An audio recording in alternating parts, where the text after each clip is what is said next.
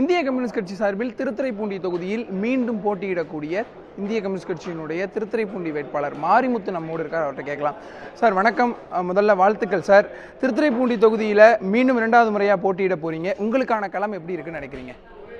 நான் முதல் முறை 2021 முதல் முறையாக நான் சட்டப்பேரவைக்கு என்னை தொகுதி மக்கள் தேர்ந்தெடுக்கப்பட்டு நான் 5 ஆண்டு காலம் மக்களுக்கான கோரிக்கைகளை சட்டமன்றத்தில் நான் வலுவாக எடுத்து கூறியிருக்கிறேன். என்னுடைய கோரிக்கைக்கு கடந்த அரசு மிக சிறப்பான முறையில் என்னுடைய கோரிக்கைகளை எல்லாம் நிறைவேற்றி தந்திருக்கிறார்கள். குறிப்பாக அந்த பகுதி பின்தங்கிய பகுதி என்ற அடிப்படையில் ஒரு அரசு கலைக்கல்லூரி அங்கே கொண்டு வரப்பட்டிருக்கிறது. சாலை திட்டங்கள், குறிப்பாக புறவழி சாலை திட்டங்கள் திருத்துறைப்பூண்டியில் அங்கே நடைமுறைப்படுத்தப்பட்டிருக்கிறது. மீனவர்கள் நலனிற்காக அங்கே 2 இடங்களில், குறிப்பாக முத்திப்பேட்டை, முனாங்காடு என்ற 2 இடங்களிலும் மீன்பிடி இறங்குதளம் அங்கே ஏற்பாடு செய்யப்பட்டிருக்கிறது. மருத்துவ கட்டமைப்புகள் அங்கே உருவாக்கப்பட்டிருக்கிறது.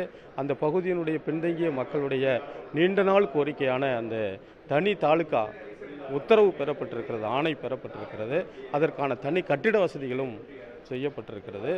இப்படி மின்சார வசதி, குடிநீர் வசதி, சாலைகள் வசதி என்ற அத்தனை கோரிக்கைகளையும் நாங்கள் கடந்த திராவிட முன்னேற்ற கழகம் தலைமையிலான இந்த ஆட்சி இருந்தபோது அந்த கோரிக்கையை நான் சட்டமன்றத்தில் வைத்த போதெல்லாம் அதை கருணை உள்ளத்தோடு எங்களுடைய பின்தங்கிய பகுதி என்பதனை இந்த அரசு உணர்ந்து நிறைய நலத்திட்டங்களை இங்கே திருத்துறைப்பூண்டி தொகுதிக்கு கொடுத்திருக்கிறார்கள். அந்த தொகுதி வளர்ச்சி பெற்றிருக்கிறது. கடந்த காலங்களை விட இப்பொழுது வளர்ச்சி பெற்றிருக்கிறது.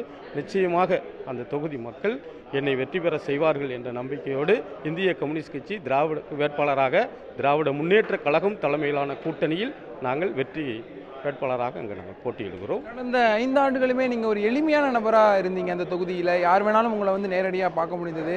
இந்த 5 ஆண்டுகளில் நீங்கள் எதை பெரியதாக அந்த தொகுதியில் சாதிச்சதாக நினைக்கிறீங்க சார்?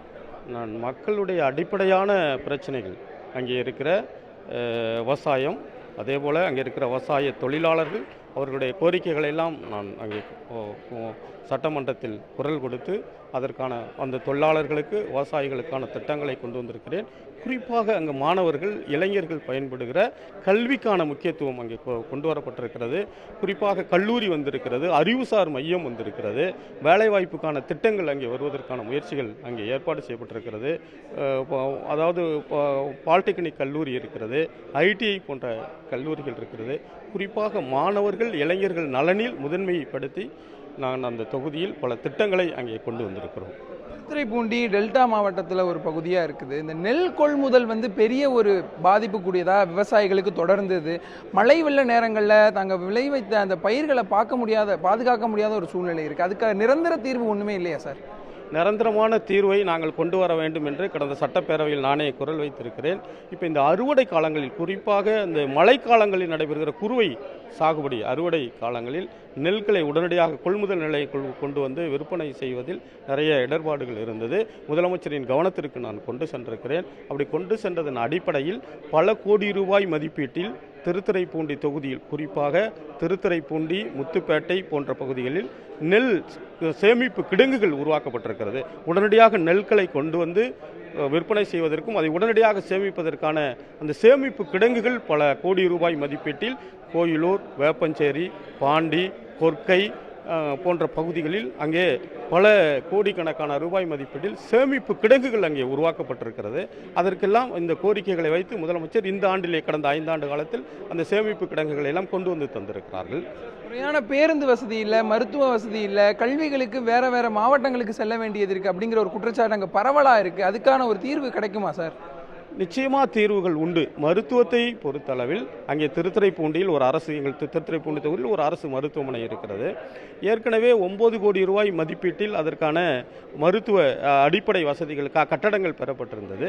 இப்பொழுது அதற்கு பிறகு 6 கோடி ரூபாய் மதிப்பீட்டில் அங்கே தாய்சேய் மருத்துவம் பண்ணுகிற அந்த சீமாங் பில்டிங் என்று சொல்வதற்கு 6 கோடி ரூபாய் கொண்டு வரப்பட்டிருக்கிறது.